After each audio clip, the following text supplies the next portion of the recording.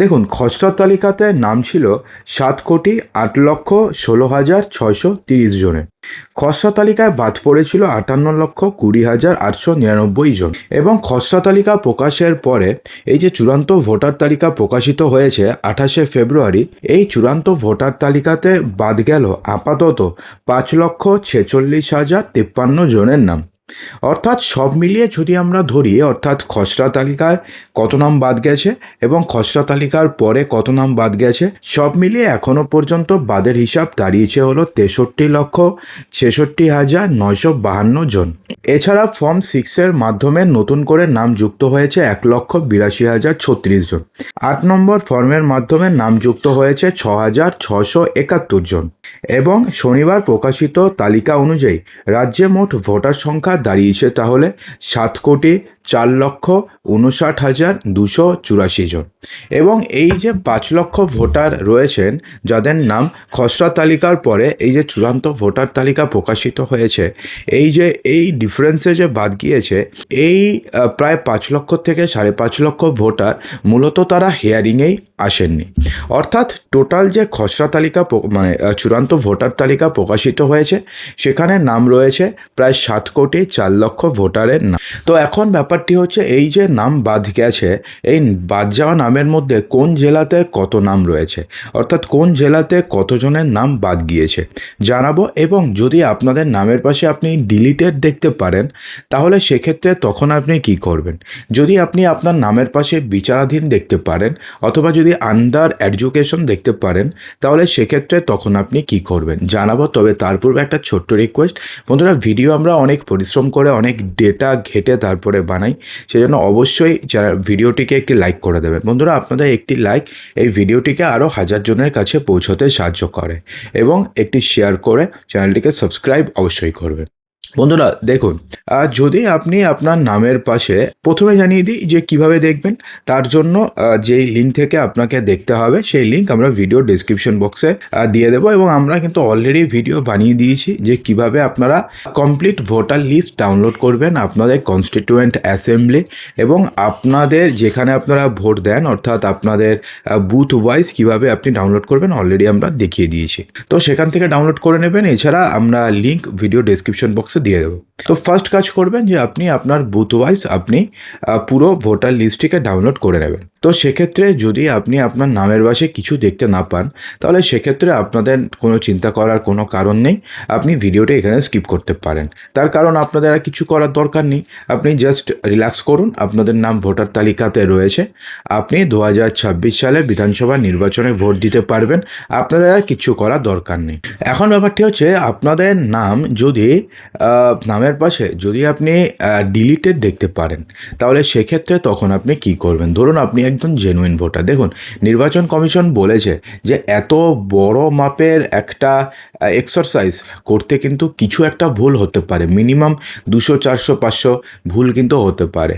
তো সেক্ষেত্রে যদি এই ভুল হয়ে থাকে, যদি ভুলে আপনাদের নাম বাদ গিয়ে থাকে তাহলে সেক্ষেত্রে অযথা কিন্তু আপনি প্যানিক করবেন না, অথবা অযথা কিন্তু আপনি চিন্তা করবেন না যে এবার আমার কি হবে, আমার নাম তো বাদ চলে গেল, এরকম কিছু হবে না। তো আপনি কি করবেন, আপনাদের কাছে দুটো রাস্তা রয়েছে। আজকের থেকে আগামী 15 দিনের মধ্যে আপনি প্রথমে ডিওর কাছে গিয়ে আবেদন করবেন বা একটি অভিযোগ করবেন যে আমার কাছে ডকুমেন্টস থাকা সত্ত্বেও, আমার কাছে সমস্ত ডকুমেন্টস ঠিকঠাক থাকা সত্ত্বেও এবং হিয়ারিংয়ে সমস্ত ডকুমেন্টস দেওয়া সত্ত্বেও আমার নাম বাদ চলে আছে। ডিওর কাছে যাবেন, সমস্ত কিছু ঠিক থাকলে প্রথম যে সাপ্লিমেন্টারি লিস্ট বেরোবে সেখানে আপনার নাম থাকবে। ধরুন ডিওর কাছে গেলেন আপনি, সেখানে ধরুন আপনাদের আবেদন মঞ্জুর হলো না, তাহলে সেক্ষেত্রে আপনি চলে যাবেন সিইওর কাছে। সেখানে গিয়ে আপনি আবার অভিযোগ করবেন যে আমি আবেদন করেছিলাম ডিইওর কাছে, সেখানে আমার আবেদন গৃহীত হয়নি। তারপরে সিইওর কাছে যাবেন, সিইও সেখানে বিবেচনা করবে, যদি মনে হয় সমস্ত ঠিক রয়েছে তাহলে আপনার নাম সাপ্লিমেন্টারি ভোটার তালিকাতে থাকবে, কোনো সমস্যা নেই। তো কিন্তু তিনিও যদি না করেন তাহলে কি হবে, তাহলে আপাতত তো 2026 সালের বিধানসভা নির্বাচনে আপনি ভোট দিতে পারবেন না। তারপরে কি হবে সেটা সময় বলবে। এখন যদি আপনার নামের পাশে আপনি আন্ডার এডুকেশন দেখতে পারেন অথবা বিচারাধীন অথবা বিবেচনাধীন যদি আপনি দেখতে পারেন তাহলে সেক্ষেত্রে তখন আপনি কি করবেন। দেখুন, এক্ষেত্রে না একটাই উত্তর রয়েছে, আপনাদের করার কিছু নেই, আপনাকে জাস্ট ওয়েট অ্যান্ড ওয়াচ, অর্থাৎ ওয়েট করতে হবে এবং দেখতে হবে যে পরবর্তীকালে যে সাপ্লিমেন্টারি যে লিস্টগুলো বেরোবে একটার পর একটা, কারণ 60 লক্ষ টোটাল এমন নাম রয়েছে যে সমস্ত নামের ক্ষেত্রে যারা ইআরও এবং এইআরওদের মধ্যে তারা ঠিক করতে পারেনি, এবং বেশ কয়েকটি নাম রয়েছে যেগুলো এইআরও এবং ইআরও তারা ভেরিফিকেশন করে দেওয়ার পরেও বা তারা সেটাকে ফরওয়ার্ড করে দেওয়ার পরেও যেখানে মাইক্রো অবজারভাররা তাদের মতের সাথে সহমত হতে পারেনি এবং সেটা আবার রিটার্ন পাঠানো হয়েছে, অর্থাৎ সেক্ষেত্রে কোনো ডকুমেন্টসে মিসম্যাচ রয়েছে।